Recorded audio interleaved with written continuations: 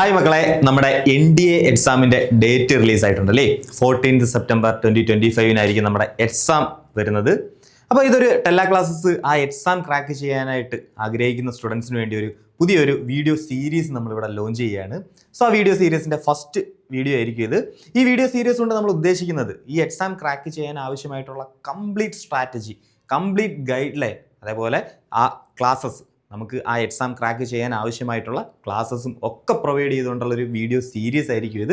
So മക്കളെ, ഉറപ്പായിട്ടും channel subscribe ചെയ്യുക, ലൈക്ക് ചെയ്യുക, വീഡിയോ ഉറപ്പായിട്ടും ഇത് സേവ് ചെയ്ത് വെച്ചേക്കുക. നിങ്ങൾക്ക് കൂടുതൽ അപ്ഡേറ്റ്സും ബാക്കി കാര്യങ്ങളും ഒക്കെ കിട്ടുന്നതിന് വേണ്ടിയിട്ട് ചാനൽ സബ്സ്ക്രൈബ് ചെയ്ത് വിട്ടേക്കുക. ഓക്കെ, സോ ഈ വീഡിയോ സീരീസിൽ നമ്മൾ ഉദ്ദേശിക്കുന്നത്, ഞാൻ നേരത്തെ പറഞ്ഞതുപോലെ, നമുക്ക് ഈ എക്സാമിൻ്റെ ഡീറ്റെയിൽസ്, കംപ്ലീറ്റ് ഡീറ്റെയിൽഡ് ആയിട്ടുള്ള സിലബസ് നമ്മൾ അനലൈസ് ചെയ്യും. ആ സിലബസിൽ ഇൻക്ലൂഡ് ചെയ്തേക്കുന്ന ടോപ്പിക്സ് നമ്മൾ അനലൈസ് ചെയ്യും. ആ ടോപ്പിക്സിനെ സ്ട്രാറ്റജൈസ് ചെയ്ത് എങ്ങനെ പഠിക്കാം, ഏതൊക്കെ പഠിക്കണം, ഏതൊക്കെ പഠിക്കണ്ട, എങ്ങനെ ഇതിനെ സ്ട്രാറ്റജൈസ് ചെയ്ത് പഠിച്ച് പ്രോപ്പർ ഒരു പ്ലാനിലൂടെ നമുക്ക് മുന്നോട്ട് പോയി എക്സാം ക്രാക്ക് ചെയ്യാം എന്നുള്ള ഫുൾ ഡീറ്റെയിൽസ്, അതിനോടൊപ്പം ക്ലാസ്സസും നിങ്ങൾക്ക് എന്ത് ചെയ്യും, ഈ ഒരു വീഡിയോ സീരീസ് വഴി പ്രൊവൈഡ് ചെയ്യും നമ്മൾ. ഓക്കെ, സോ നമുക്ക് ജനറലായിട്ട് കുറച്ച് കാര്യങ്ങൾ അറിയണം അല്ലേ. NDA എക്സാം എഴുതാൻ പോകുമ്പോൾ നമുക്ക് ജനറലായിട്ട് കുറച്ച് കാര്യങ്ങൾ അറിയണം. ആ ജനറൽ കാര്യങ്ങളായിരിക്കും നമ്മൾ ഈ ഫസ്റ്റ് വീഡിയോയിലൂടെ നമ്മൾ കവർ ചെയ്യുന്നത്. ഓക്കെ, അപ്പോൾ ഇതിൻ്റെ സിലബസിൻ്റെയൊക്കെ ഡീറ്റെയിൽഡ് ബ്രേക്ക് ഡൗണും അതിൻ്റെ ക്ലാസ്സസും ഒക്കെ ഇനി വഴിയേ വരും. ഓക്കെ, നമുക്ക് നോക്കാം. ജനറലായിട്ട് നമുക്ക് കുറച്ച് കാര്യങ്ങൾ അറിയിരിക്കണം. ഇതാ നോക്കിയേ, ഫസ്റ്റ് ഓഫ് ഓൾ എന്തിനാണ് നമ്മൾ ഈ NDA എന്ന് പറയുന്ന എക്സാം ഇത്രയും ഒരു പ്രസ്റ്റീജിയസ് എക്സാമാണ്, ഒരു പ്രസ്റ്റീജിയസ് ആയിട്ട് ഉള്ളൊരു എക്സാമാണിത് അല്ലേ. അപ്പോൾ എല്ലാവരും എത്തിപ്പെടാൻ ആഗ്രഹിക്കുന്ന ഒരു പൊസിഷൻ കൂടിയാണ്. എന്താണ് അതിൻ്റെ കാരണം? എന്താണ് മെയിൻ കാരണം എന്ന് പറഞ്ഞാൽ ഇത്രയേ ഉള്ളൂ. നിങ്ങൾ ഈ എക്സാം ക്രാക്ക് ചെയ്ത് വൺസ് നിങ്ങളത് ഈ പഠിക്കാൻ കയറിയെന്ന് വിചാരിക്കുക. സോ നിങ്ങൾ ആ ഒരു നിങ്ങൾ ആ പഠിച്ചിറങ്ങുമ്പോൾ തന്നെ നിങ്ങൾ എന്ത് ചെയ്യുക, നിങ്ങളൊരു ഓഫീസർ പോസ്റ്റിലോട്ടാണ് നിങ്ങൾ എന്ത് ചെയ്യുന്നത്, നിങ്ങൾ അസൈൻ ചെയ്യപ്പെടുന്നത്. ഓക്കെ, ഒരു ഓഫീസറായിട്ടാണ് നിങ്ങൾ എന്ത് ചെയ്യുന്നത്, നിങ്ങൾ പഠിച്ച് പുറത്തിറങ്ങുന്നത്. ഓക്കെ, സോ അത് തന്നെ മെയിൻ കാര്യം. ഒരു 21 വയസ്സാകുമ്പോഴത്തേക്കും 21 വയസ്സാകുമ്പോഴത്തേക്കും നിങ്ങളൊരു ഓഫീസർ ലെവലിൽ നിങ്ങൾ എന്ത് ചെയ്യുക, നിങ്ങൾ എത്തിപ്പെടുകയാണ് ചെയ്യുന്നത്. അത് തന്നെയാണ് ഈ എക്സാമിൻ്റെ ഏറ്റവും വലിയ, അല്ലെങ്കിൽ ഈ ഒരു NDA എന്ന് പറയുന്ന എക്സാമിലോട്ട് ആൾക്കാരെ അട്രാക്ട് ചെയ്യാനുള്ള ഏറ്റവും വലിയ കാര്യം അത് തന്നെ. ഓക്കെ, സോ നോക്കാം നമുക്ക്. അതുപോലെ ഇതാ നോക്കിയേ, എലിജിബിലിറ്റി ക്രൈറ്റീരിയയെ കുറിച്ച് പറയുകയാണെങ്കിൽ, നമുക്ക് എക്സാമിൻ്റെ എലിജിബിലിറ്റി ക്രൈറ്റീരിയയെ കുറിച്ച് പറയുകയാണെങ്കിൽ ഒന്നുമില്ലടാ മക്കളെ, ഇതാ നോക്കിയേ, നിങ്ങൾ 1 ജാനുവരിക്കും 2010 ഇടയ്ക്ക്, 2007 ജാനുവരിക്കും 2010 ജാനുവരിക്കും ഇടയിൽ ജനിച്ച ആളായിരിക്കണം. ഇനി അതുപോലെ മാരിഷ്യൽ സ്റ്റാറ്റസ് പറയുകയാണെങ്കിൽ ഉറപ്പായിട്ടും എന്ത് ചെയ്യരുത്, മാരീഡ് ആയിരിക്കരുത്. അതുപോലെ താണ്ടെ മാരീഡ് ആയിരിക്കരുതെന്നുമുണ്ട്. അതുപോലെ താ നോക്കിയേ, must not marry until the completion of their training. Okay, അപ്പോൾ ട്രെയിനിങ് പീരീഡ് കഴിയുന്നവരെ, വൺസ് നിങ്ങൾ NDA എക്സാം ക്രാക്ക് ചെയ്ത് നിങ്ങൾ അക്കാഡമിയിൽ ജോയിൻ ചെയ്തെന്ന് വിചാരിക്കുക, നിങ്ങളുടെ ആ ഒരു എൻ്റെ ട്രെയിനിങ് പീരീഡ് കഴിയുന്നത് വരെ നിങ്ങൾ എന്ത് ചെയ്യാൻ പാടില്ല, മാരി ചെയ്യാൻ പാടില്ല. ഓക്കെ, അതുപോലെ എഡ്യൂക്കേഷൻ ക്വാളിഫിക്കേഷൻ പറയുകയാണെങ്കിൽ നമുക്ക് ആർക്കൊക്കെ എഴുതാം, എക്സാം ആർക്കൊക്കെ അപ്പിയർ ചെയ്യുക എന്നുള്ളതാണ്. നമുക്ക് 12th പാസ് ഔട്ട് ആയ എല്ലാവർക്കും ശരിക്കും എന്ത് ചെയ്യാം, NDA എക്സാം അപ്ലൈ ചെയ്യാം. NDAയിൽ നമുക്ക് ആർമി വിങ്ങും ഉണ്ട്, അതുപോലെ തന്നെ എയർഫോഴ്സ് ആൻഡ് നേവൽ വിങ്സും ഉണ്ട്.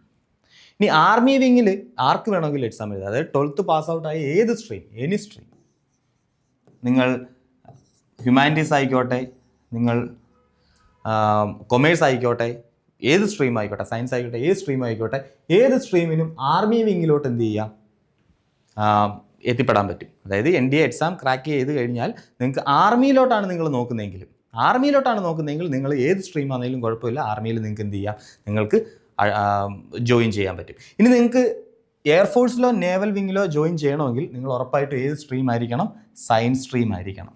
NDA ക്രാക്ക് ചെയ്ത് നിങ്ങൾ ഒരു സ്ട്രീമിലോട്ട് ജോയിൻ ചെയ്യണമല്ലോ, അത് എയർഫോഴ്സോ നേവിയോ ആണ് നിങ്ങൾ ആഗ്രഹിക്കുന്നതെങ്കിൽ ഉറപ്പായിട്ട് നിങ്ങൾ എന്തായിരിക്കണം, നിങ്ങളൊരു സയൻസ് സ്റ്റുഡൻ്റ് ആയിരിക്കണം, നിങ്ങൾ സയൻസ് സ്ട്രീം ആയിരുന്നിരിക്കണം. അങ്ങനെയാണെങ്കിൽ നിങ്ങൾക്ക് എന്ത് ചെയ്യാം, നിങ്ങൾക്ക് NDA ക്രാക്ക് ചെയ്ത് കഴിഞ്ഞിട്ട് ഏത് വിങ്ങിലോട്ട് ജോയിൻ ചെയ്യാൻ പറ്റും, എയർഫോഴ്സിലോ നേവലിലോ. ഇനി അതല്ല ആർമിയിലാണെങ്കിൽ ആർക്ക് വേണമെങ്കിലും പറ്റും, ആർമിയിൽ ഏത് സ്ട്രീമിനാണെങ്കിലും ആർമി വിങ്ങിലോട്ട് ജോയിൻ ചെയ്യാൻ പറ്റും. അതാണ് ബേസിക്കായിട്ട് പറയാനുള്ളത്. ഇനി അതുപോലെ നമ്മുടെ എക്സാമിനേഷൻ സ്കീം ഒന്ന് ജനറലായിട്ട് പറയാം. ഓക്കെ, നമുക്ക് എക്സാമിനേഷൻ സ്കീം വരുന്നത് നോക്കിയേ, മാത്തമാറ്റിക്സ് കോഡ് 1, കോഡ് 2 2 പേപ്പേഴ്സാണ് നമുക്കുള്ളത്. ഒന്നെന്ന് പറയുന്നത് മാത്തമാറ്റിക്സിൽ നമുക്ക് വരുന്നത് 300 മാർക്കിനായിരിക്കും ടോട്ടൽ ക്വസ്റ്റ്യൻസ് വരുന്നത്. അത് കംപ്ലീറ്റ് ചെയ്യാൻ 2.5 hours ഉണ്ട്. ഇനി ഈ മാത്സിൻ്റെ പ്രത്യേകത എന്ന് പറഞ്ഞാൽ ഈ മാത്സ് കംപ്ലീറ്റ്ലി നമ്മുടെ എന്തായിരിക്കും NCERT ബേസ്ഡ് ആയിരിക്കും. നമ്മുടെ NCERT ബേസ്ഡ് ആയിരിക്കും. അതും 11th 12th ലെവൽ മാത്തമാറ്റിക്സ് ആയിരിക്കും നമ്മൾ അപ്പിയർ ചെയ്യാൻ പോകുന്നത്. 11th 12th ലെവൽ മാത്തമാറ്റിക്സ് ആയിരിക്കും നമ്മൾ എന്ത് ചെയ്യാൻ പോകുന്നത്, നമ്മൾക്ക് ക്വസ്റ്റ്യൻ ആയിട്ട് അവിടെ കാണാൻ പോകുന്നത്. ഓക്കെ. ഇനി അതുപോലെ നമുക്ക് ജനറൽ എബിലിറ്റി ടെസ്റ്റ് ഉണ്ട്. രണ്ടാമത്തെ പേപ്പർ എന്ന് പറയുന്നത് ജനറൽ എബിലിറ്റി ടെസ്റ്റ് ആയിരിക്കും. അതും 2.5 hour ആയിരിക്കും എക്സാം ടൈം എന്ന് പറയുന്നത്. പക്ഷേ എത്ര മാർക്കിനായിരിക്കും? 600 മാർക്കിനായിരിക്കും ക്വസ്റ്റ്യൻസ് വരുന്നത്. 600 മാർക്കിനായിരിക്കും ക്വസ്റ്റ്യൻസ് വരുന്നത്. ഇതിനകത്ത് വരുന്നത് ആരൊക്കെയാണ്? ഇതിനകത്ത് വരുന്നത് നമുക്ക് ഫിസിക്സ്, കെമിസ്ട്രി, മാത്സ് ഇല്ല, maths separate, physics, chemistry, biology, അതുപോലെ ഹിസ്റ്ററി, ജിയോഗ്രഫി, അങ്ങനത്തെ ഉള്ള കുറച്ച് ആൾക്കാരായിരിക്കും നമുക്ക് ഈ ജനറൽ എബിലിറ്റി ടെസ്റ്റിനകത്ത് വരുന്നത്. ഓക്കെ. അപ്പോൾ അതിൻ്റെ ഡീറ്റെയിൽ ബ്രേക്ക് ഡൗൺ ഞാൻ കാണിച്ചു തരാം. അതുപോലെ അതാ നോക്കിയേ, ടോട്ടൽ എത്ര മാർക്കിനായിരിക്കും? 900 മാർക്കിനായിരിക്കും റിട്ടേൺ എക്സാം വരുന്നത്. ഇനി അത് കഴിഞ്ഞിട്ട് വരുന്നതെന്ന് പറഞ്ഞാൽ SSB ടെസ്റ്റ് ഓർ ഇൻ്റർവ്യൂ. ഇവിടെ നിങ്ങളുടെ പേഴ്സണാലിറ്റി ആയിരിക്കും എന്ത് ചെയ്യുന്നത്, ഇവിടെ നിങ്ങളുടെ പേഴ്സണാലിറ്റി ആയിരിക്കും ചെക്ക് ചെയ്യുന്നത്. സോ അത് എത്ര മാർക്കിനായിരിക്കും? 900 മാർക്കിനായിരിക്കും. ഓക്കെ. അപ്പോൾ അതിൻ്റെ ഡീറ്റെയിൽസും കാര്യങ്ങളും എല്ലാം ഞാൻ പറഞ്ഞല്ലേ, ഇതൊരു വീഡിയോ സീരീസ് പോലെ വരാൻ പോവുക. സോ നെക്സ്റ്റ് വീഡിയോസിനകത്ത് എൻ്റെ ഡീറ്റെയിൽസും കാര്യങ്ങളും ഒക്കെ എന്ത് ചെയ്യും, വരും. ഓക്കെ. ഇതാ നോക്കിയാൽ നമ്മുടെ ആ കോഡ് 2 പേപ്പർ നമുക്കൊന്ന് നോക്കാം. കോഡ് 1 പേപ്പർ ഞാൻ പറഞ്ഞല്ലേ, കോഡ് 1 എന്ന് പറഞ്ഞാൽ മാത്തമാറ്റിക്സ് ആയിരിക്കും. 300 മാർക്സിന് NCERT 11th 12th ബേസ് ചെയ്തിട്ടുള്ള NCERT മാത്തമാറ്റിക്സ് ആയിരിക്കും. അതിൻ്റെ എല്ലാ ലെക്ചേഴ്സും നമുക്ക് എന്ത് ചെയ്യും, ഈ വീഡിയോ സീരീസ് ഇനി അങ്ങോട്ട് നമ്മൾ എന്ത് ചെയ്യും, ഇൻക്ലൂഡ് ചെയ്ത് വരും. നമുക്ക് മാത്സ് ഏതൊക്കെയാണ് പഠിക്കേണ്ടത്, എങ്ങനെയൊക്കെയാണ് പഠിക്കേണ്ടത്, പ്രീവിയസ് ഇയർ ക്വസ്റ്റ്യൻസ് ഒക്കെ അനലൈസ് ചെയ്തുകൊണ്ടും പ്രെഡിക്റ്റഡ് ആയിട്ടുള്ള ഈ വർഷം വരാനുള്ള പ്രെഡിക്റ്റ് ചെയ്യുന്ന ക്വസ്റ്റ്യൻസും ഒക്കെ ഇൻക്ലൂഡ് ചെയ്തുകൊണ്ട് ഈ വീഡിയോ സീരീസിനകത്ത് ക്ലാസ്സസ് ഒക്കെ നിങ്ങൾക്ക് എന്ത് ചെയ്യും, അവൈലബിൾ ആയിരിക്കും. ഓക്കെ. സോ നോക്കാം. പേപ്പർ 2 ഉള്ളതെന്ന് പറഞ്ഞു കഴിഞ്ഞാൽ ജനറൽ എബിലിറ്റിയിൽ ഉള്ള 600 മാർക്കിൽ 200 മാർക്ക് എന്തിൻ്റെ ആയിരിക്കും? 200 മാർക്ക് നമ്മുടെ ഇംഗ്ലീഷ് ആയിരിക്കും. ഇംഗ്ലീഷിൽ ബേസിക് ആയിട്ട് ഗ്രാമറും അങ്ങനത്തെ കാര്യങ്ങളും, പാരഗ്രാഫ് വായിച്ചിട്ട് അതിൽ നിന്ന് ഉള്ള ക്വസ്റ്റ്യൻസും അങ്ങനത്തെയൊക്കെ ഉള്ള ക്വസ്റ്റ്യൻസ് ആയിരിക്കും എന്ത് വരുന്നത്, നമുക്ക് ഇംഗ്ലീഷിനകത്ത് വരുന്നത്. ഇനി അതുപോലെ കോഡ് 2 ഞാൻ പറഞ്ഞല്ലേ, ബാക്കി ഒരു 400 മാർക്കുണ്ട്. 200 മാർക്ക് ഇംഗ്ലീഷിന്, ബാക്കി ഒരു 400 മാർക്കുണ്ട്. അത് വരുന്നതെന്ന് പറഞ്ഞു കഴിഞ്ഞാൽ ഇതാ നോക്കിയേ, ജനറൽ നോളജ് മൊത്തത്തിൽ വരുന്നതെന്ന് പറഞ്ഞു കഴിഞ്ഞാൽ കണ്ട, ഫിസിക്സ് വരും, കെമിസ്ട്രി വരും, general science, social studies, geography, current events, ഇത്രയും സെക്ഷൻസ് ആയിരിക്കും ഉള്ളത്. ഓക്കെ. ഇതെല്ലാം വരുന്നതെന്ന് പറഞ്ഞാൽ നിങ്ങൾക്ക് ഒരു +1 +2 ലെവലിൽ വരത്തില്ല, എന്നാൽ ഒരു 10th ലെവൽ വരെയുള്ള ബേസിക് ആയിട്ടുള്ള കാര്യങ്ങളായിരിക്കും നമുക്ക് ചോദിക്കുന്നത്. എന്നാൽ അത്ര ഈസി ആയിരിക്കില്ല, എന്നാൽ അത്ര ടഫും ആയിരിക്കില്ല. നിങ്ങൾക്ക് ഈസി ആയിട്ട് ആൻസർ ചെയ്യാൻ പറ്റും. പ്രത്യേകിച്ച് സയൻസ് സ്റ്റുഡൻസിനെ സംബന്ധിച്ച് ഈസി ആയിട്ട് ഫിസിക്സും കെമിസ്ട്രിയും പോലുള്ള സബ്ജക്ട്സ് അവർക്ക് എന്ത് ചെയ്യാൻ പറ്റും, ജനറൽ സയൻസും പോലുള്ള സബ്ജക്റ്റുകളൊക്കെ അവർക്ക് എന്ത് ചെയ്യാൻ പറ്റും, അവർക്ക് ഈസി ആയിട്ട് എന്ത് ചെയ്യാൻ പറ്റും, അറ്റംപ്റ്റ് ചെയ്യാൻ പറ്റും.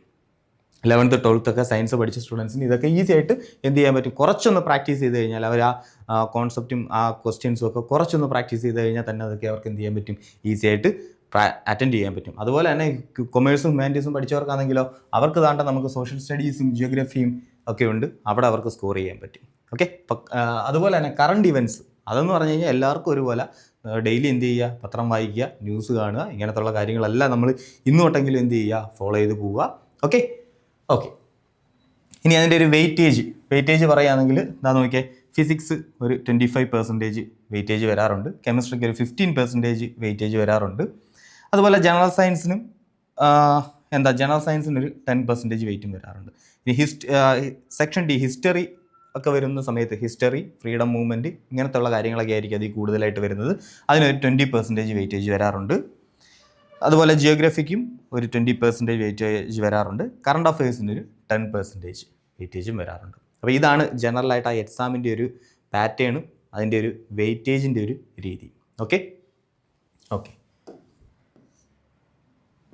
അതുപോലെ ഇനി എന്താണ് സംഭവിക്കാൻ പോകുന്നത്, നിങ്ങൾ NDA വൺസ് ക്രാക്ക് ചെയ്ത് നിങ്ങൾ അഡ്മിറ്റ് ആയെന്ന് വിചാരിക്കുക, എന്തായിരിക്കും സംഭവിക്കാൻ പോകുന്നത്, നിങ്ങളൊരു 3 year ഡിഗ്രി പ്രോഗ്രാമിലോട്ടായിരിക്കും നിങ്ങൾ ജോയിൻ ചെയ്യാൻ പോകുന്നത്. അത് 2 ഉണ്ട്. ഒന്നെന്ന് പറഞ്ഞു കഴിഞ്ഞാൽ നമുക്ക് science stream, army, navy, air force കേഡറ്റ്സിന് എല്ലാവർക്കും എന്ത് ചെയ്യാം, സയൻസ് സ്ട്രീം എടുക്കാൻ പറ്റും. ഓക്കെ. ആ സയൻസ് സ്ട്രീം എടുത്തു കഴിഞ്ഞാൽ അത് അവർക്ക് ആർമിയിലോട്ടോ നേവിയിലോട്ടോ എയർഫോഴ്സിലോട്ടോ പോകാൻ പറ്റും. ഞാൻ നേരത്തെ പറഞ്ഞായിരുന്നല്ലേ, ആർമിയിലോട്ടും നേവിയിലോട്ടും എയർഫോഴ്സിലോട്ടും ആർക്ക് പോകാൻ പറ്റും? സയൻസ് സ്ട്രീം ഉള്ളവർക്ക് പോകാൻ പറ്റും. എന്നാൽ കൊമേഴ്സ് ഹ്യൂമാനിറ്റീസ് എടുത്തവർക്കാണെങ്കിൽ എന്ത് ചെയ്യാൻ പറ്റും? ആർമിയിൽ മാത്രമേ പറ്റത്തുള്ളൂ. അവർക്ക് നേവൽ വിങ്ങിലോട്ടും എയർഫോഴ്സ് വിങ്ങിലോട്ടും അവർക്ക് എന്ത് ചെയ്യാൻ പറ്റത്തില്ല, പോകാൻ പറ്റത്തില്ല. അതിന് ഉറപ്പായിട്ട് എന്ത് ചെയ്യണം? സയൻസ് സ്ട്രീം എടുത്തിരിക്കണം. ഓക്കെ. സോ സയൻസ് സ്ട്രീം വന്നവർക്കാണെങ്കിൽ അവർ BSc or BSc computer science അവർക്ക് ചൂസ് ചെയ്യാം. ഒന്നെങ്കിൽ BSc അല്ലെങ്കിൽ BSc കമ്പ്യൂട്ടർ സയൻസ് ചൂസ് ചെയ്യാം. അപ്പോൾ അവർക്ക് വരുന്ന കവർ ചെയ്യുന്ന ടോപ്പിക്സ് ഇതൊക്കെ ആയിരിക്കും: maths, physics, chemistry, computer science, electronics, statistics. അപ്പോൾ ഇത്രയും സബ്ജക്ട്സ് ആയിരിക്കും അവർക്ക് പഠിക്കാനായിട്ടുള്ളത്. ഓക്കെ. ഇനി അതുപോലെ നോക്കിയേ, ഇനി അതുപോലെ നമ്മുടെ ആർട്സ് സ്ട്രീം ആണെങ്കിൽ, അതായത് കൊമേഴ്സ് ഹ്യൂമാനിറ്റീസ് പോലുള്ള സ്ട്രീമിൽ നിന്ന് വരുന്നവരാണെങ്കിൽ അവർക്ക് എന്ത് ചെയ്യാം? അവർ കൂടുതലും എന്തിനായിരിക്കും? ആർമി കേഡറ്റ്സ് ആയിരിക്കും. അവർക്ക് ആർമിയിലോട്ട് ഡയറക്റ്റ് അപ്ലൈ ചെയ്യാൻ പറ്റത്തുള്ളൂ. അവർക്ക് നേവൽ വിങ്ങിലോട്ട് എയർഫോഴ്സ് വിങ്ങിലോട്ട് അവർക്ക് എന്ത് ചെയ്യാൻ പറ്റില്ല? അപ്ലൈ ചെയ്യാൻ പറ്റില്ല. ഇനി അവർ പഠിക്കുന്ന സബ്ജക്റ്റ് ഇതൊക്കെ ആയിരിക്കും: history, political science, economics, geography. Okay. So മക്കളെ, ഇതാണ് നമ്മുടെ NDA എക്സാമിനെ കുറിച്ചുള്ളൊരു ബേസിക് ഐഡിയ എന്ന് പറയുന്നത്. അപ്പോൾ കൂടുതൽ അപ്ഡേറ്റ്സിനായിട്ടും ക്ലാസ്സസിനായിട്ടും ഒക്കെ എന്ത് ചെയ്യുക? ഞാൻ നേരത്തെ പറഞ്ഞതുപോലെ ചാനൽ സബ്സ്ക്രൈബ് ചെയ്യുക. സോ ഈ NDA എക്സാം നമുക്ക് എന്ത് ചെയ്യാം? നമുക്ക് ക്രാക്ക് ചെയ്യാം.